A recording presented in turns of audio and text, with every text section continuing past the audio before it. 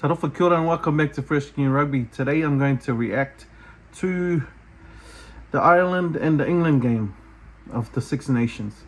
Now, obviously this already sounds like it's going to be a blockbuster. I've decided to go back to round one because I feel like by the time we get to round three, which is going to be this week, hopefully I'll be able to learn the names of all the players and, you know, obviously put some respect on the players there. So by the time I finish all my reactions to these games, I should be able to fully, get to know the players and what they're like, and especially memorizing their names. I think that's something very important. So once again, comment down below. I haven't, oh yeah, that's another thing I just realized I might actually start doing. And so after I commentate on the game, I'm gonna probably scroll down, maybe read a few comments and maybe comment on them myself. Maybe there'll be some things that the people that are going to comment may have said that I might have missed out on in the game. Obviously these are short clips, and so yeah, we're not fully gonna watch the full games, but you know, let's see what we can learn. So just before I went onto this game, I thought I might, you know, go on Google and Google the players' names, and so I'll try and learn them as I go through. But I feel like it's probably a respectful thing you can do. Now England, man, like I said, this is going to be a blockbuster. England versus Ireland already. I mean, these are the I mean, I don't even know who won the Six Nations last year. So I have a feeling it was France Dupont for some reason. But I'm really excited to cover these games, like these highlights, because man, to be honest, I know we have the Pacific Rugby down here where we are, but it's not as exciting because there's no one there to watch the games. So, you know, the vibes that I'm getting just from watching the highlights of the Northern Hemisphere and how they play the games, man, straight up 100% big up to you guys, eh? So thank you guys for keeping the game alive for all of us. So yeah, let's get into it. Oh, let me just turn the volume down. Alrighty then.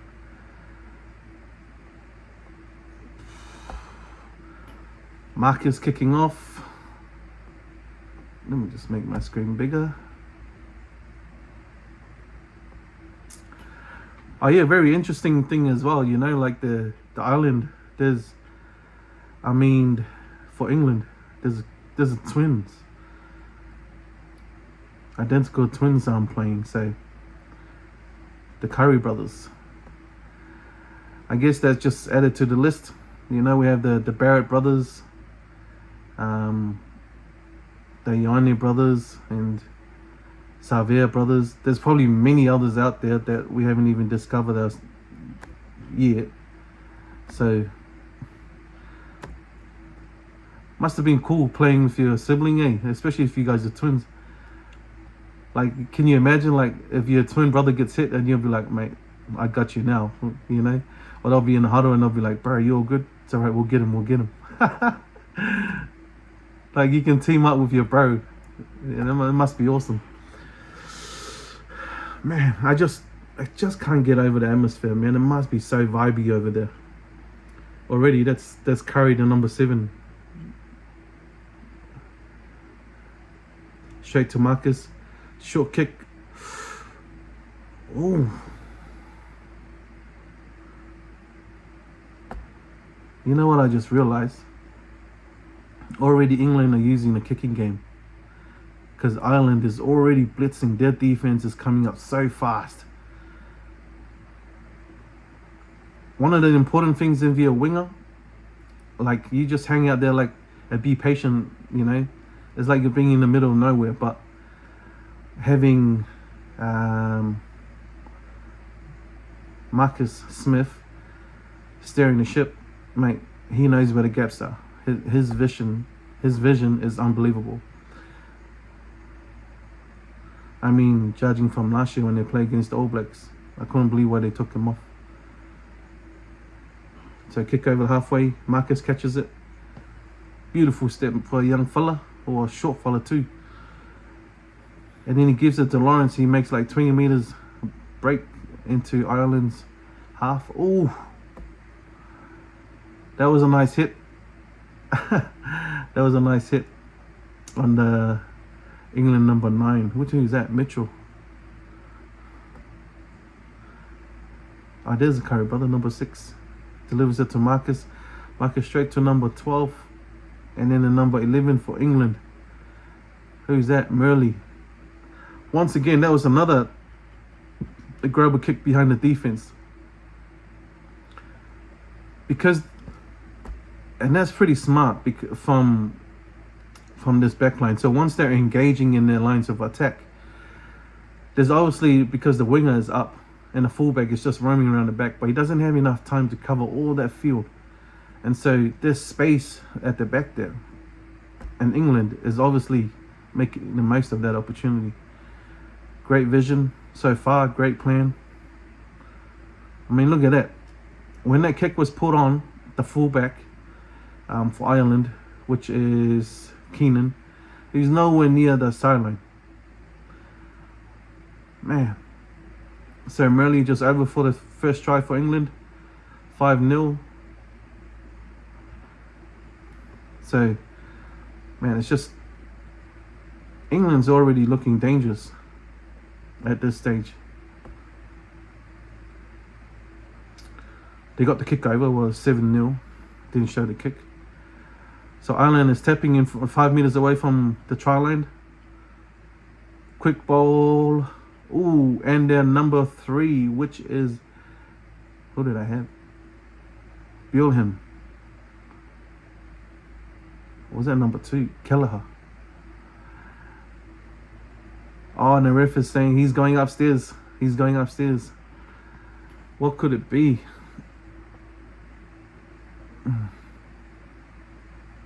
I can't even see what's happening.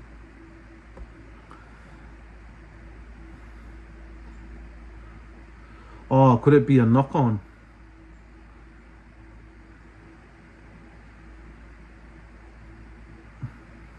So it was a player off his feet. Okay. So they went upstairs and the player was off his feet when he was playing the ball. And so Kelleher picked it up off the ruck and ran through everyone, which were only like 3 meters away from the try line, but he didn't get the try. So it was disallowed.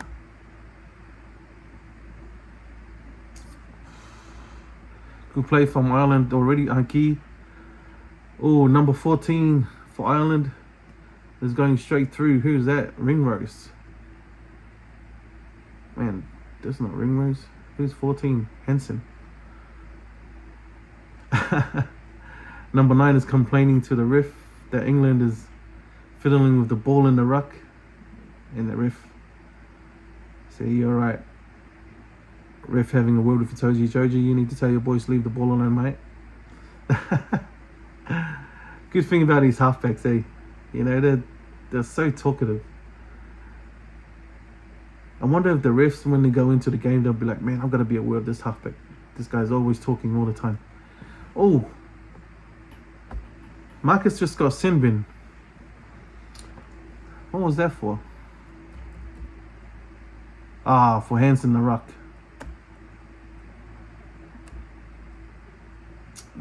What you do, eh? What do you do? Put your body on the line and then you get caught. But mind you, these days, even these top professional players, they know how to lock you in there, man. So no matter what you're trying to do to get out of the ruck, good luck. If you don't roll away as fast as you can, you will always get caught in the middle of it. Ireland has the ball and halfway, gives it Aki. Aki back to number 10, Prendergast. Going down towards Lowe's wing, coming back, Aki back in the middle, back to Prendergast. Oh, straight to number 7, Van der Fleur. Aki again. Oh, he's a busy man and he lost it forward. Unlucky Oos. England is looking to clear from their 22. You know, one thing that I love about Ireland is doing that double round, eh? Something to look out for. So England is stabbing kicks behind the defense line, and Ireland are using the double pumps.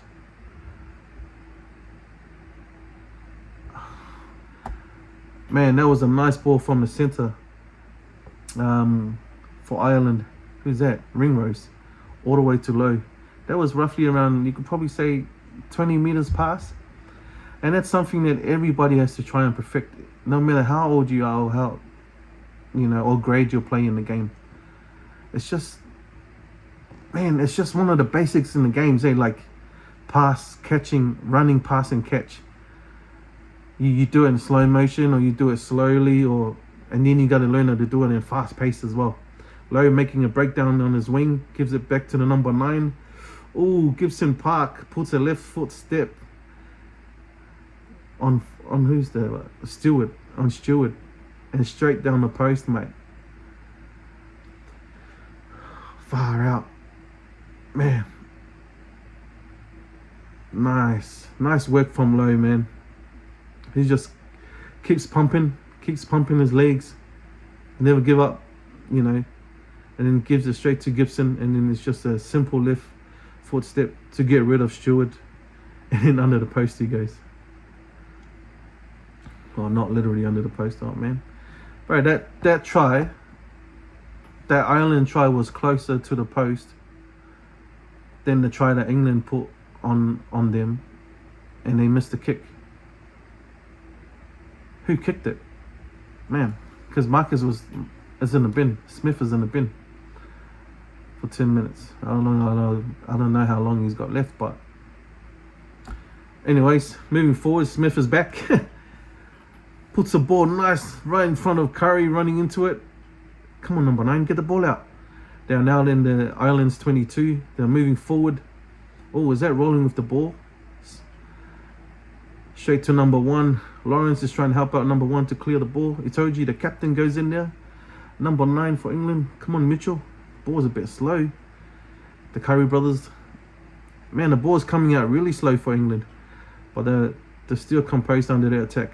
They're still in the 22 for Ireland 22. Gives it to Marcus. Marcus all the way down the back. And then there was a knock on. Miscommunication there. I don't know if that move was meant to happen.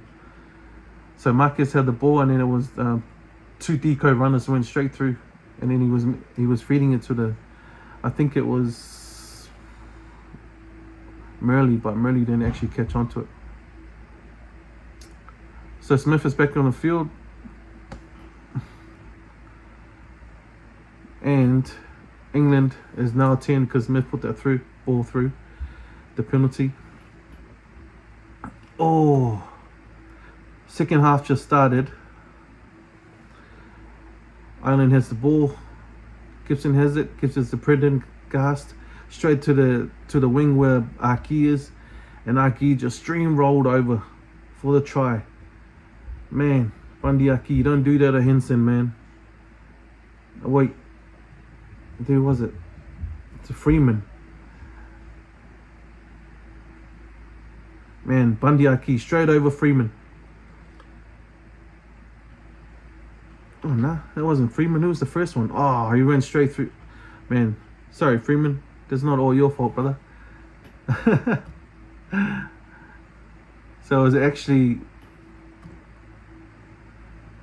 Vanda Aki received the pass, and then the first tackle, which should have been taken, it was around Bundy Aki's legs, but man, it was Marcus Smith that trying to make the tackle. You can't blame Marcus Smith, man. Look at Bundy Aki's thighs, man. Far out. They're twice as much as Marcus's legs. And then he just streamrolls past Smith. And then there was the next person. And then it was Freeman. Man, Bundy Aki, man. It's just a beast. It's hard to stop that. Anyone. Now it's 10-all. Prendergast with the kick. 15 meters probably away from the sideline. Yeah. That went straight through. Not bad. Showing the atmosphere. Now it's 13. Oh!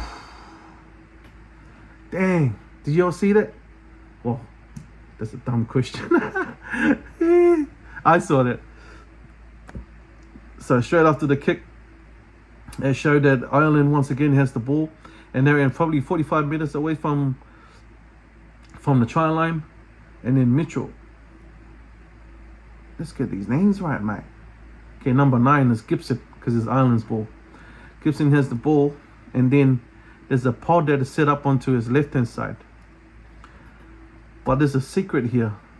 So the pod is running through, boom. But Lowe was actually the speedsman there. He was the key man there. I think he came in late through the gap and received the first pass. He was the one that actually hit that first. But that gap was actually created from the halfback. Very smart move. So the halfback took the ball, took on the first defender on the ruck, and then that created that space for Lowe to go through. And everyone else just followed through. Number 13 is yelling out, oh, Lowe almost stuffed it up. Oh, man. And then number 5, he passed it to number 5, which is Bernie. And then he scored a try. Awesome. Now Ireland is 20, England 10. Ooh, what a game. 71st minute now. Only 9 minutes to go. Ireland receiving the ball of a box kick. Gives a straight. Oh my goodness. Bro, Ireland is just finding space in England's attack at will. Remember what I said before, that England was using the kicks to go through the gaps? Ireland are running through the gaps. And they're finding it too. Man. It's just that short ball from one of the pods into the left-hand side. That's a replacement player. Oh, man. Gibson Park. Straight to number 15 to Lowe down the left-hand side. Man, Lowe is just putting on a masterclass, man. He's just... Every time he's getting the ball, that guy's literally making like 20 meters run. Far out. What a player to have, eh? And his energy as well is buzzy.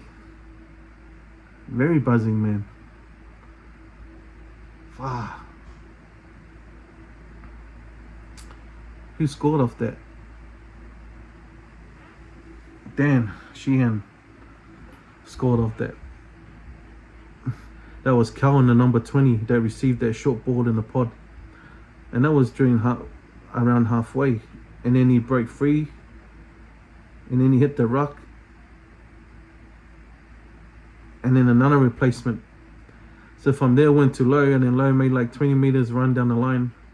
And then Cowan, the number 16, the replacement, came in and just scored a try. Awesome. This is so cool. England has the ball. England's making meters down the line. Oh, Ireland better leave that ball alone. Marcus getting caught. That's still probably around, yeah, just out the 20-meter line. Lawrence has the ball. Oh, good footwork. Breaking down the left-hand side. Oh, Murley with the ball. Wow. That was wicked. Murley did not have much space. It was a nice run, and then an offload from Lawrence straight to Murley, and then one of the Curry brothers that was covering on the inside. Ripped the benefits. Number 6. Shot Curry brothers. Good following up. Now it's 15:27. 4 minutes to go. Could be 17 if this goes over. That was Tom Curry. Wonder if he's related to that basketball guy. Probably a rich family. Stephen Curry, eh? Oh, England has the ball again. Dan throwing in. This is like 22 meters away from the try line. Oh, but man, he throws it right over the top. But Tom was able to recover from the line out. And then the number 23 for England picks it up. It goes straight through. But he got tackled by the defense. Now the forwards are just working hard, doing what forwards do. And number 16, man. That number 16 is pretty strong on his feet. And then he gives it to number 14, which is Tommy Freeman. And then Tommy Freeman, literally 10 meters away, ran through stepped through a couple of players there. Number 16, and then it was passed to Freeman, and Freeman got rid of pretty much a weak tackle. You know, if you're going to tackle with your arms, there's no way. You got to have your shoulder, man. Marcus pushed that through. But unfortunately, that is the game. Oh my goodness. Ireland 27, England 20. 20 was just finding, England was just finding their groove. But it's, once again, just a bit too late. Man. You know, Ireland are very dangerous with the ball, eh? You know, the way they're using their pods. It's just amazing. Like, I mean, the forwards are not that big. And so therefore they're so speedy and just like running aggressive lines. So England, they're finding space from kicking, and Ireland are finding space from using pods and just short passes. Oh man. Alright. So that was pretty cool. I mean, definitely that'll be a game to watch. I mean, England went missing for a little bit, and then they, you know, obviously started talking, said, man, we better start doing something here, otherwise we're not going to get anywhere. But it is what it is. One can only be one team that will win in the end of the day, and that had to be Ireland. So that's round one to Ireland, and so one down. Well done to them. And let me just go into this. Let's go through some of the comments, eh? See what they say. But yeah, so just my take on that game. It was really fast. Well, obviously the highlights is even faster. But man, just Ireland and England, man, what a good way to start off, eh? I mean, so much potential for both teams. And I mean, these are the big top dogs that do go through, and they, you know, most of the times they make it to the semis in the World Cups and things like that. So it's been a long time since the Northern Hemisphere has won the World Cup. So they're due for it. And if any team is to do it, is Ireland. And I mean, England's not that far behind. And man, any team up the Northern Hemisphere, they need to at least make it to the final in the next World Cup. I mean, it will really bring the pride back in the Northern Hemisphere if that happens. I mean, given that's where the game is alive, man, I just hope, because I believe that the next World Cup is here in Australia. So, man, if you brothers come down and play here, man, I reckon you guys deserve to win the World Cup.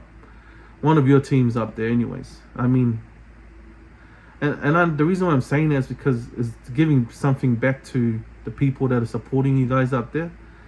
I mean, there's just so much support there, you know, compared to where we are. But I'm not being biased on that. I'm just saying that would restore a lot of faith in wherever or whichever one of those nations that will win the World Cup. But it's just that it's been a long time as well. So, you know, it's been New Zealand and then South Africa and then South Africa again. I mean, South Africa could be going for a three-peat here. Fingers crossed that won't happen. So, yeah, anyways, I think that'll be cool. So let's just go to some of the... I'm not going to read them all out. It's just... Six Nations have really stepped it up with their highlights.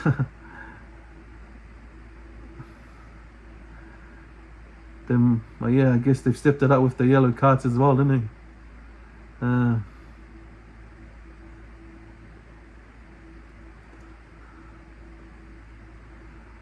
Man, yeah, I mean, hard luck to England, but I mean, the way the tries were scored, they were amazing. You know, the way it was created, the vision that was given in it. I mean, you have to be in the moment, and for those tries to be scored, it's a teamwork. But you know, not giving up on the play, support play, and everything. It really worked out. Oh, excuse me, losing my voice there in the end. But now, yeah, awesome game. Thank you, Ireland and England. That was really enjoyable, and looking forward to covering the next one. All right, peace.